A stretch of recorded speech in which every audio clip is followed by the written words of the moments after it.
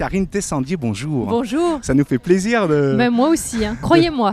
Alors, on a ici une fête que vous aimez beaucoup. Oui. Pour quelle raison déjà vous aimez cette fête? J'aime cette fête parce que j'aime cette région. J'aime les fêtes qui sont basées sur le produit. Parce que lorsqu'on a une fête basée sur le produit, c'est aussi tous ceux qui la cultivent, qui cultivent ces produits derrière. Et donc, voilà, j'aime cette mise en avant du produit et des hommes qui font de bons produits, de belles choses.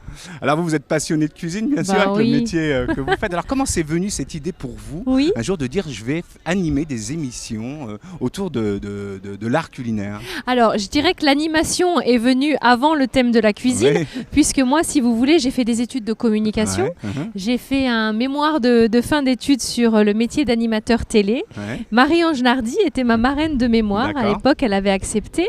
Moi, je suis lyonnaise, donc je connaissais personne dans ce monde-là. J'ai écrit mon petit courrier lui demandant si elle voulait bien être ma marraine. Elle avait accepté à l'époque.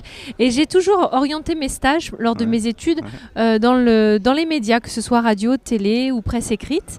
Et puis un jour, j'ai un ami qui m'appelle. Il était chroniqueur sur France 3 en Bourgogne. Et il me dit, Karine, tu devrais faire un casting. C'est l'émission Côté Maison qui recherche une chroniqueuse. Côté Maison, c'est une émission de bricolage. Et puis, j'ai dit, écoute, pourquoi pas. J'ai fait ce casting à France Télévisions. C'était la première fois que j'allais à France Télévisions avec mon lampadaire dans le TGV, parce que l'idée, c'était de redonner une seconde vie à un vieux lampadaire. Bon, bref, on passe les détails. Et puis, ils m'ont appelé assez rapidement en me disant, plus qu'une chronique dans cette émission, dans Côté Maison, est-ce qu'une émission, ça vous plairait ? J'ai dit, écoutez, oui, enfin, ça dépend de quoi ça parle. Et on m'a dit, ça parlera gastronomie, il y aura des chefs et on va bien manger. J'ai dit, donnez-moi, je signe tout de suite au bas de la page. Et puis 1 an après mes débuts, Cuisine TV a ouvert ses portes. Alors, je les ai contactés. Je dis, écoutez, moi, ça fait 1 an que je travaille en région. Je fais une émission aussi avec des chefs, une émission de cuisine. Peut-être qu'on peut travailler ensemble. Et ça a commencé comme ça, il y a plus d'une dizaine d'années maintenant. J'avoue que travailler à Télématin avec cette formule du direct, c'est toujours une bonne adrénaline. Ça, c'est bien. Et puis quand c'est fait, c'est fait. Vous voyez ce que je veux dire? Il n'y a pas le montage, le mixage. On garde un côté authentique et ça, c'est appréciable. C'est quelque chose que j'aime bien. À la télé, c'est rare d'avoir maintenant du direct. Donc ça, c'est vraiment super. Puis moi, je suis une lève-tôt de toute façon. Donc Télématin, c'est quelque chose qui me convient bien. Et puis j'aime cette ambiance-là du matin. C'est un travail d'équipe aussi. On sent qu'il y a une cohésion dans cette équipe. Absolument. Tout le monde a son rôle. Tout le monde sait vraiment ce qu'il a à faire. Et aime passionnément cette émission. Absolument, Les Français Télématin. Émission, c'est 30 ans, vous vous rendez compte? Ça va être 30 ans l'année prochaine. C'est vraiment un monument du PAF. On ne peut pas dire autrement.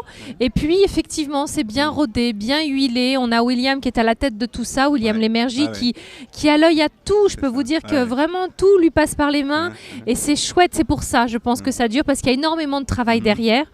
Et qu'il faut qu'il y ait un leader et que derrière, ça suive tous dans la même enveloppe, avec le même ton. Voilà, parce que si chacun y va de son petit... Voilà, il n'y a plus de cohésion, il n'y a plus de cohérence.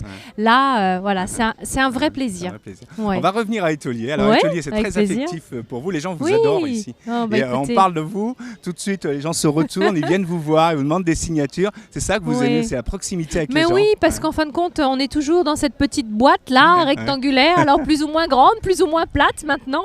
Mais quel bonheur de venir, de rencontrer les gens, d'échanger. Et c'est pour eux qu'on le fait, donc à un moment donné, si on les voit jamais, ça sert à rien.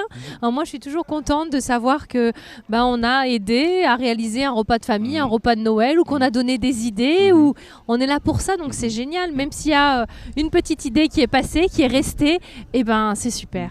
Alors on a de l'asperge ici, on a de la fraise. Ouais, oh là là. Voilà, mais c'est parfait. Moi, je me régale parce qu'encore une fois, on est sur le bon produit. À midi pour le déjeuner, j'avais un petit feuilleté d'asperges avec une crème vraiment, mais bien assaisonnée, légèrement citronnée, juste le petit peps qu'il faut. Et j'ai pris effectivement des fraises.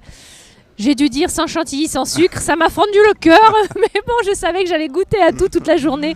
Donc je voulais garder un peu de place. Mais voilà, le bon produit, simplement. J'aime pas les choses trop alambiquées, trop trafiquées, trop... Voilà. Il faut aller à l'essentiel. Quand on a un bon produit, on se doit de respecter le travail de celui qui l'a produit. Et donc, simple, le plus simple possible. Le bon produit au bon moment. Au bon moment, à la bonne saison. Vous ne croyez pas si bien dire, puisqu'à Rungis, c'est vraiment ce que j'essaye j'essaye de faire passer comme message. Pour Télématin, j'ai des duplex en direct de Rungis. C'est une chance folle d'avoir accès à cet espace-là.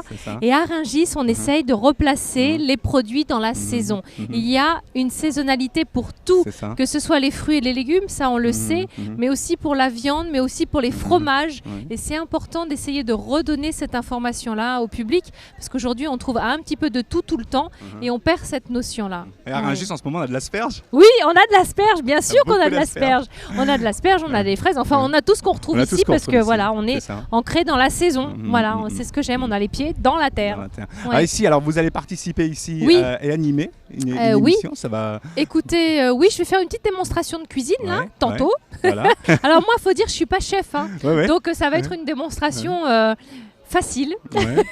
Et surtout qu'on n'a pas besoin de stylo pour noter ou quoi, on sera capable de refaire à la maison facilement la recette. Qu'est-ce qu'on peut dire à la fête de l'asperge? Qu'est-ce qu'on peut leur souhaiter de beau ici? Le soleil, voyez-vous, et il apparaît au moment où je vous parle, parce qu'il y a 2 ans j'étais là, et croyez-moi, on avait les pieds dans la boue, mais voyez, ça ne m'a pas freiné, je suis revenue et le soleil est là, donc on est content. Merci beaucoup. Je vous en prie, avec grand plaisir. Bon séjour ici à Atelier. Oui, ça marche. Merci beaucoup à vous. Au revoir.